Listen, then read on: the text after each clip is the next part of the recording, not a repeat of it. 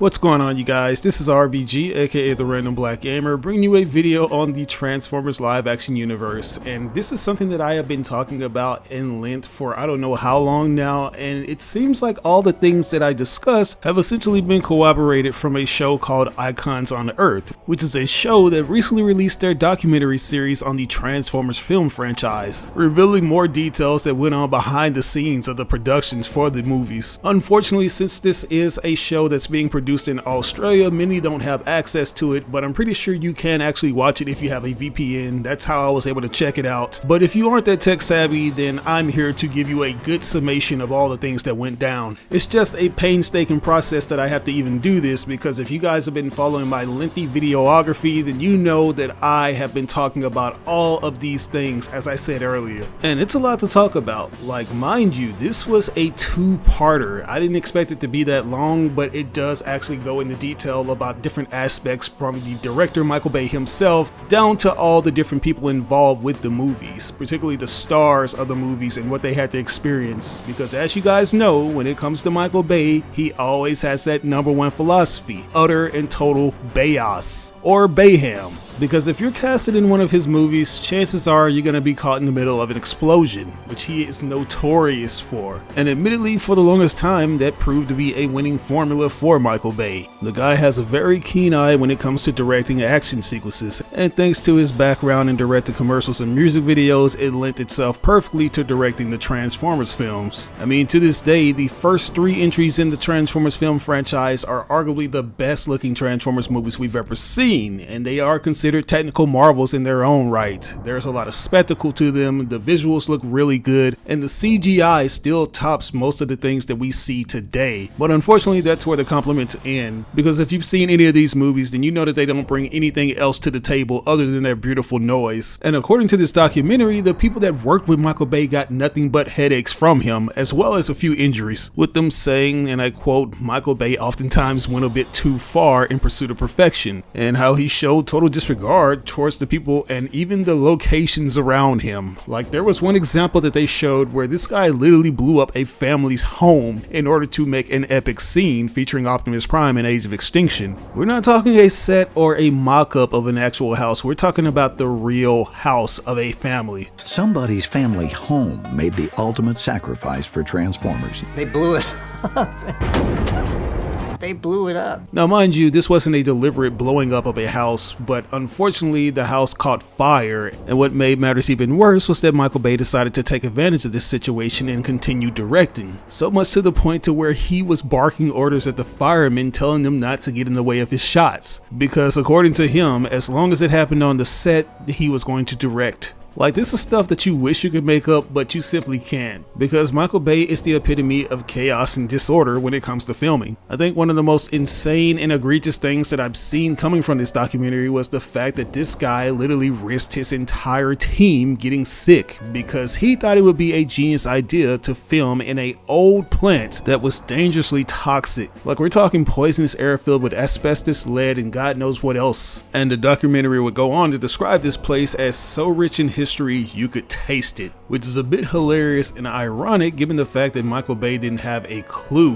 One of the cast members who had to shoot in this scene had to let him know, and at first Michael Bay waved it off and said that it wasn't true, and the dude literally had to hold the phone up to Michael's face and said, yeah, this is true. I Google it. It says, considered to be next to Chernobyl, one of the most dangerously toxic places on the planet. So I come over and I go, hey, Michael, did you know this? And he goes, it's not true.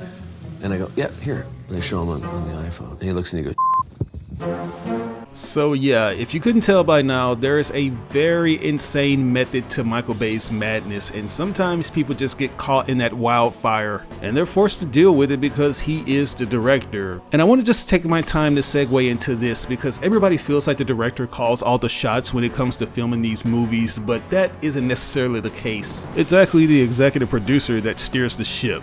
If you guys aren't aware, the EP is a top-level leader, often acting as the chief financial, raising money from the studios, investors, or independent sources, and acting as the bridge between the financiers and the production team. They also make most of the major decisions, such as hiring the key personnel, such as the directors and writers, and approving large budgetary items. And last but certainly not least, they're the ones that acquire the script and the intellectual property that the movies are going to be based after. And for the longest time, the legendary Steven Spielberg served in that role for the Transformers films. He was the one who originally hired Michael Bay to direct these films, and he would occasionally give his own thoughts on what should be put into them, such as making Wheeljack look like Albert Einstein and nicknaming him Q after the character from James Bond. But for the most part, he basically let Michael Bay do what he wanted to do. And that should be as far as the EP is willing to go. They oversee the entire project from development to the distribution, but they're usually less hands-on when it comes to the actual directing of the movie. But that would all change once somebody else took over in the director's chair from Michael Bay and a new executive producer would step up to the plate. That being Lorenzo di Bonaventura, someone that you've heard me mention a lot on my channel, especially when it comes to Transformers related videos, and I mentioned him so much that I've gone on to label him as he who shall not be named, because it started to get repetitive trying to explain why and who was largely responsible for the diminishing returns at the box office when it came to the Transformers films. He had originally served as the producer for the earlier Transformers films with Michael Bay, so he didn't necessarily have that much power to give any input, and I doubt that he even really wanted to do that since the movies were generating billions of dollars at the time. But once that well of box office ticket gold started to dry up, that's when things got really nasty, because Lorenzo thought it was entirely up to him to save the franchise. And since Michael Bay left the director's chair after the 5th installment, Lorenzo thought he would keep the spirit of Bay alive by implementing the things that generated the movies billions of dollars. Which, if you were a director that was totally fine with that and that was the vision that you had in store for your current project, then hey, more power to him. But if you just so happen to be a director who wanted to tell an ambitious story that went against the grain of what the Bay film stood for, then you were pretty much out of luck. Which was the case for the director of the 2018 Bumblebee movie, Travis Knight. Instead of going in the bombastic route like Michael Bay did, Travis wanted to tell a coming-of-age story, which became nearly impossible to do thanks in large to Lorenzo di Bonaventura's overbearingness with the project. Instead of focusing on telling a compelling story like Travis intended to do, Lorenzo wanted to focus on the spectacle side of things and implement more action that evoked the aura that the Bay films had, resulting in the two clashing. He's every day on the set, he's every day giving notes, he's every day meeting with the writers. Travis wanted more the relationship movie, Lorenzo wanted a little bit more of the Transformers fights, the action movie. And I'm so happy that I'm hearing this from the people that were directly involved on this movie, because for the longest time I have always said that that was the reason that Travis Knight walked away from doing a sequel to Bumblebee, because he didn't want to deal with Lorenzo constantly lingering over his shoulder. And many of you always brought up the fact that Travis Knight had stated that the reason why he didn't want to work on a sequel was because he wanted to focus his attention on his own studio projects. But there was just something in me that knew that that was Travis's way of trying to be professional and not add fuel to the fire. And what's funny is that according to this documentary, Travis did have plans on making a sequel to this movie, but that was shortly before all the interference happened during the process of the first film. At least Paramount had locked in Travis to direct, and he was set to roll cameras in early 2020. Until he wasn't. Knight's vision clashed with the franchises, so he returned to Laika to focus on animation. So I can't help but feel validated when I heard that. Now, one of the details that I was caught off guard by was the fact that it wasn't necessarily Travis Knight who thought of that awesome Cybertron scene at the beginning of Bumblebee. It was actually Lorenzo di Bonaventura, because apparently he made this decision after receiving some negative reviews for an early screening of the original cut of the movie. It was Lorenzo di Bonaventura that actually came forward and said, this would really help if we can add some action at the beginning of the movie so that people get, like, this is a Transformers movie. It was very late in the schedule. I know the sequence on Cybertron from Bumblebee is a massive fan favorite. Contact with the Capitol! Too many of them!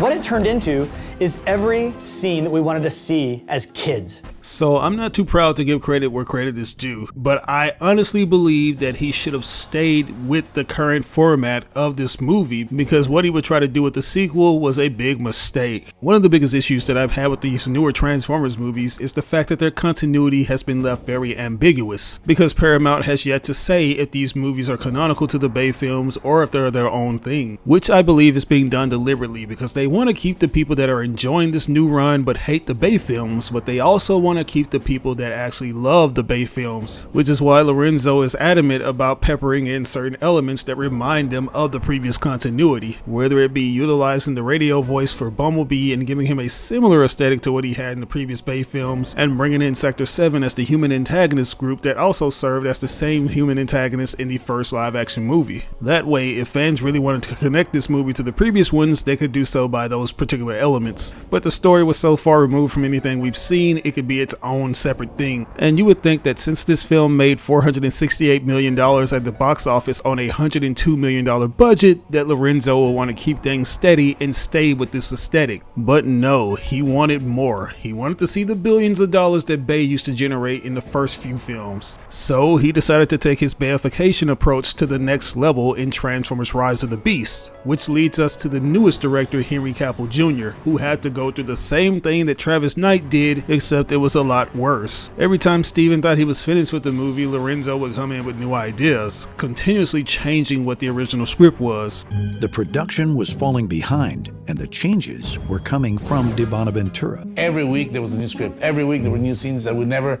So we were planned for something, and the next week, everything that planned, to the trash. Let's plan for something else. Because Lorenzo didn't feel like the movie was big enough. Not only did he want that Bayverse action, he wanted that Avengers Endgame level action, which proved to be very difficult for the visual effects team involved, which this time around wasn't Industrial Light and Magic. It was MPC, which is a studio that was notorious for being able to get things done in a timely manner and with less money. But these constant changes even proved too much for them, which resulted in the CGI looking worse than the previous movie, as well as inflating the budget to over $200 million. And there were rumors going around that Steven Cavill Jr. would have these screaming matches with Lorenzo, but they never confirmed it. But I do remember in one interview when a fan asked for a clarification in regards to when this movie took place in the live action continuity, and when Steven Cavill Jr. was ready to answer the question, he was rudely interrupted by Lorenzo, saying that timeline point of view, it follows Bumblebee. But it is a prequel in that it's before all the previous movies. What I don't think it is a reboot. But Steven would later clarify that these movies were in fact part of a reboot and not connected to the Bayverse in any way. But Lorenzo's role in this movie was very much visible, since we saw Optimus using his 2007 face as opposed to the G1 accurate faceplate we got in Bumblebee.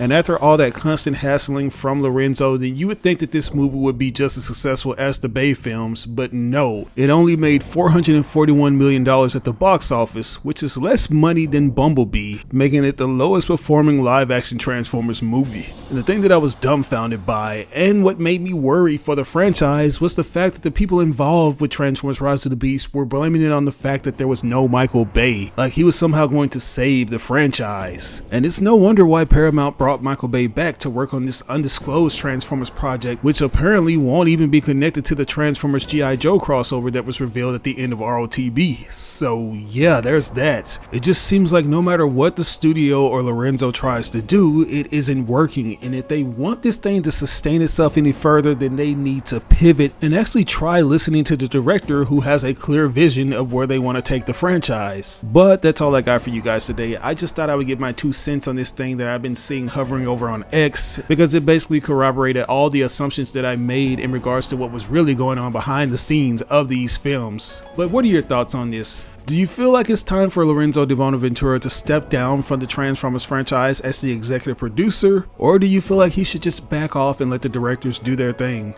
Let me know in the comment section below.